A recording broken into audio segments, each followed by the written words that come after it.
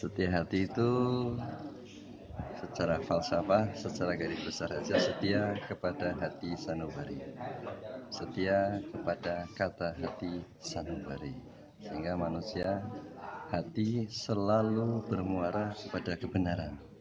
Maka mestinya orang bersetia hati itu manusia yang bermuara kepada kebenaran secara umum seperti itu. Setia hati itu adalah suatu kerohanian tingkat tinggi. Sejatinya ilmu setia hati itu adalah kerohanian tadi. Orang kalau hanya dilatih ngolah roh dan kanuragan tanpa diimbangi ngolah rohani, itu akan jadi gento, Mas. Nah, jadi bolo-bolo. Oleh karena itu, manusia itu ya dilatih olah rogo, kanuragan, lanjut diimbangi kerohanian. Di sini sebetulnya ini yang utama di setia hati itu, membentuk manusia berbudi luhur, tahu benar dan salah, satrio pinandito. Bukan seperti sekarang, setio nafsu plus bisikan seton, tadi nih bolo kurowo, nafsu angkoro. Itu Mas, setia hati.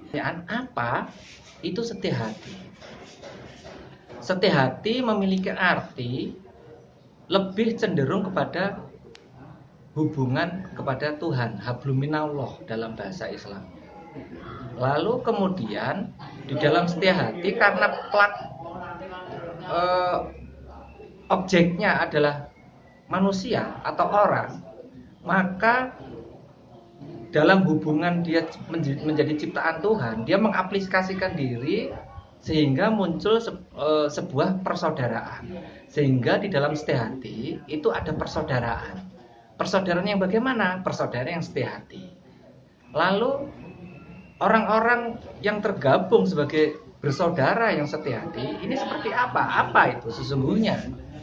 Setia hati memiliki arti diri pribadi ketika kita ngobrol objek, ya, subjek orangnya, maka sebagai pelaku, maka diri pribadi yang selalu menghadap, ya, diri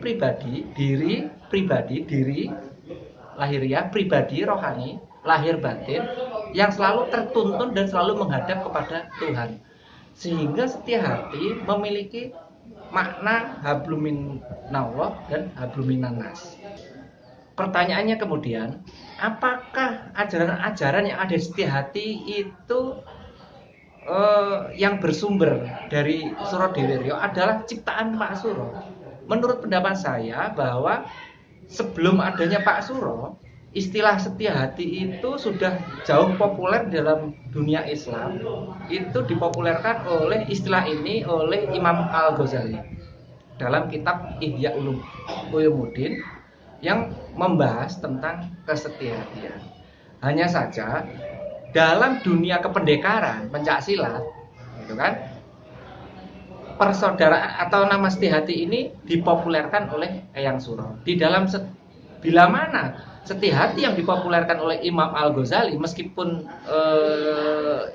intinya adalah sama tujuannya, Imam Al-Ghazali masuk ke dalam ranahnya jalur keagamaan. Sedangkan Eyang Suro melakukan syiar setia hati untuk memberikan tuntunan kepada manusia untuk mengenal diri pribadinya. Karena ada sebuah ajaran untuk mengenal Tuhan maka kenalilah diri pribadi. Pendalaman setia hati itu ada beberapa tahapan hingga sampai kemudian pengeterapannya di dalam hubungan dengan manusia seperti apa, hubungan dengan manusia dengan makhluk lain seperti apa, manusia dengan alam ciptaan Tuhan seperti apa, dan manusia itu sendiri kepada Tuhan. Kira-kira demikian singkatnya. Terima kasih. Setia hati itu adalah ilmu untuk mencari jati diri sebenarnya, dan kita mendalami ilmu setia hati itu sangat beruntung sekali. Sepertinya kita diselamatkan oleh ilmu setia hati ini di dunia. Jadi setia hati itu sebetulnya asalnya berasal dari aliran Islam dulunya, karena yang Suro belajar di pondok. Jadi itu yang dipakai, di mana aliran tersebut dengan latihan-latihan segala macam adalah akan menggunakan hati ini sebagai kompas dalam kehidupan. Itu sebetulnya adalah hati kita, ada di dalam diri kita, dan kita anggap satu-satunya yang unsur dari manusia yang mengenal Allah. Kenapa? Pada saat 3 bulan ditiupkan ke perut si ibu, ya, itu sebetulnya Allah mengambil ruh, salah satu ruh, terus mereka buat perjanjian. Allah, Tuhan bersama si ruh ini membuatnya perjanjian. Bukankah aku Tuhanmu? Ya, kau Tuhanku. Jadi satu unsur di tubuh manusia yang mengenal Allah itu cuma dia. Mata kita nggak pernah lihat Allah, tangan kita nggak pernah meraba merasakan, gitu kan. Yang bisa merasakan kehadiran Allah adalah si ruh ini. Nah, tapi di tiap orang itu hatinya masih tertutup tabir. Nah, tugas kita sehari-hari itu adalah tabir ini dikupas, kalau sudah digosok supaya bersih, supaya hati kita selalu membawakan sifat-sifat Allah. Sifat Allah, bukan Allah lah ini. Dia mengenal sifat. Nah, dia mengenal. Nah, itu yang dipelajari di setia hati sebetulnya, ilmu hati.